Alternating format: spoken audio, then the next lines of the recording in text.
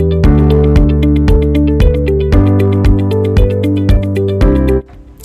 do you want to stay sharp? And do you want to memorize more things while you're preparing for your exams?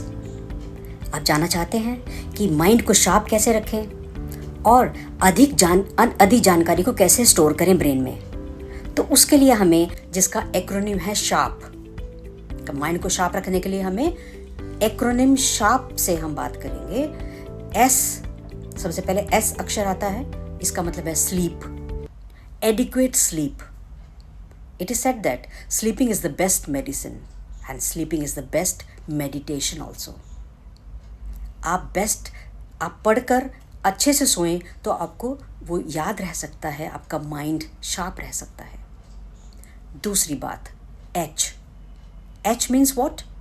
Harnessing mindfulness.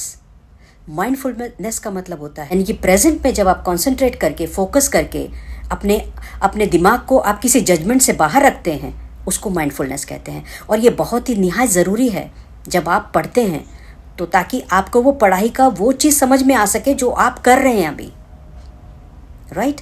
तो जब आप कुछ भी काम करते हैं तो माइंडफुल रहना बहुत ज़रूरी है। फिर आता है ए का मतलब है ऑलवेज लर्निंग मोड, यानी कि ऑलवेज लर्निंग का मतलब ये नहीं है कि बार बार आप हमेशा लर्न करते रहें, ये नहीं है। एक प्रोग्रेसिव आउटलुक होना, यानी कि लर्निंग के लिए, अपनी कैपेबिलिटीज़ बढ़ाने के लिए, स्किल्स बढ़ाने के लिए, अपनी एबिलिटी बढ़ाने के लिए, काबिलियत बढ़ाने के लिए पढ़ना, ना कि अपने मार्क्स के लिए पढ़ना या कोई और चीज़ के लिए, पोजीशन के लिए पढ़ना, उसके लिए नहीं पढ़ना।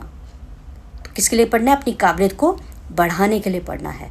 तो ये है प्रोग्रेसिव मेंटल आउटलुक पढ़ने के लिए। आता है आर मीन्स रीफ्यूलिंग मतलब पेट्रोल भरना पड़ेगा गाड़ी में चलाने के लिए, उसको ब्रेन को चलाने के लिए क्या भरते हैं पेट्रोल में?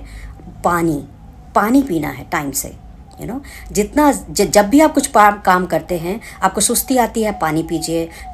उसमें मन नहीं लग रहा पढ़ने में, नींद आ रही है तो पानी पीजिए। आपको लग रहा है कि अब आपको ब्रेक चाहिए, तब पानी पीजिए, ठीक है? तो पानी से अपने आप को रिफ्यूल करना है बार बार, ताकि आपका माइंड शार्प रह सके, आपके ब्रेन में ऑक्सीजन जा सके। तो उसके बाद है पी, यानी कि पी फॉर क्या होता है? Physical activity.